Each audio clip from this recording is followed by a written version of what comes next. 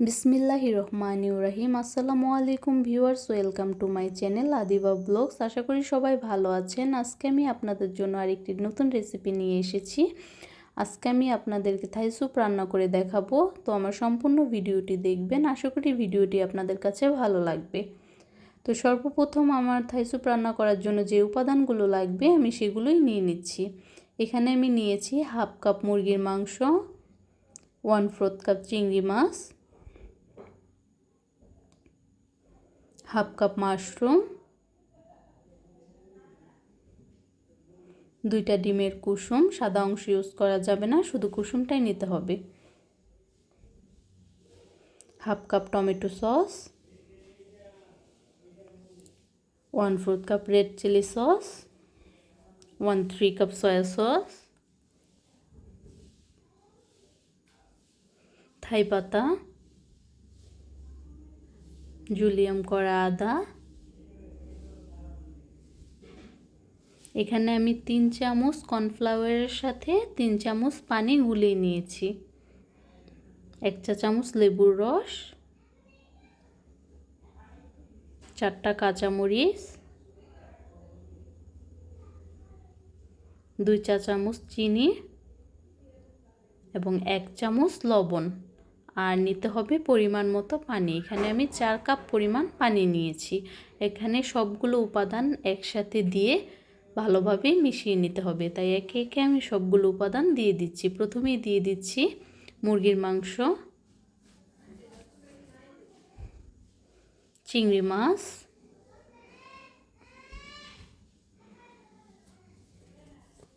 Mushroom,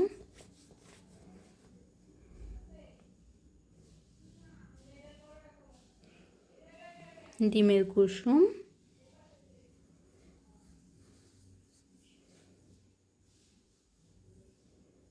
tomato sauce,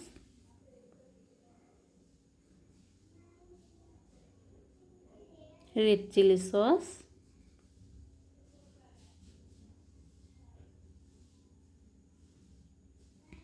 কুচি করা আদা,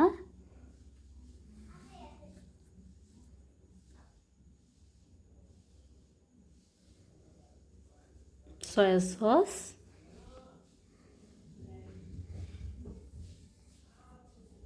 থাই পাতা। এখানে আমি একটি কথা বলি, আপনারা যদি থাই স্যুপের অরিজিনাল স্বাদটা পেতে চান তাহলে অবশ্যই থাই পাতাটা ইউজ করতে হবে। লবণ,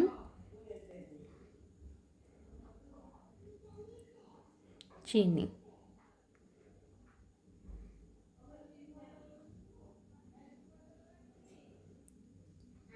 কর্নফ্লাওয়ার। তো আমার সবগুলো উপাদান দেওয়া হয়ে গেছে, এখন আমি ভালোভাবে মিশিয়ে নেব।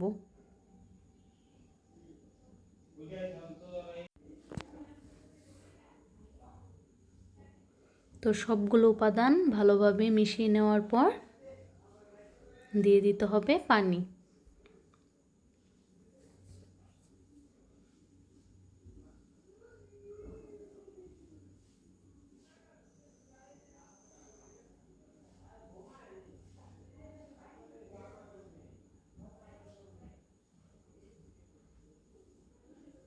আমার সবগুলো উপাদান মেশানো হয়ে গেছে, এখন আমি পানিটা দিয়ে দিলাম এবং এটা চুলায় বসিয়ে দিতে হবে। 15 থেকে 20 মিনিট রান্না করলে স্যুপটা রেডি হয়ে যাবে। অর্থাৎ আপনি যে উপাদানগুলো দিয়েছেন ওগুলা ভালোভাবে সিদ্ধ হয়ে গেলে এবং স্যুপটা একটু ঘন হয়ে গেলে নামিয়ে নিতে হবে।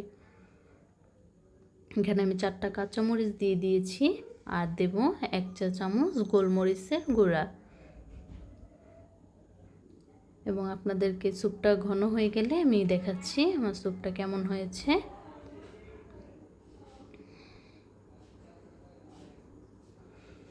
তো আমার স্যুপটা রেডি, দেখতেই পাচ্ছেন স্যুপটা কেমন ঘন হয়েছে। তো আপনাদের কাছে ভিডিওটা কেমন লেগেছে অবশ্যই কমেন্টে জানাবেন। আর আমার ভিডিওটি যদি আপনাদের ভালো লেগে থাকে অবশ্যই একটি লাইক দিবেন আর আমার চ্যানেলটি সাবস্ক্রাইব করবেন। তো আজ এ পর্যন্তই, সবাই ভালো থাকেন। পরবর্তীতে নিয়ে আসবো আবার নতুন কোনো ভিডিও। এ এ পর্যন্ত সবাই ভালো থাকেন। আল্লাহ হাফেজ।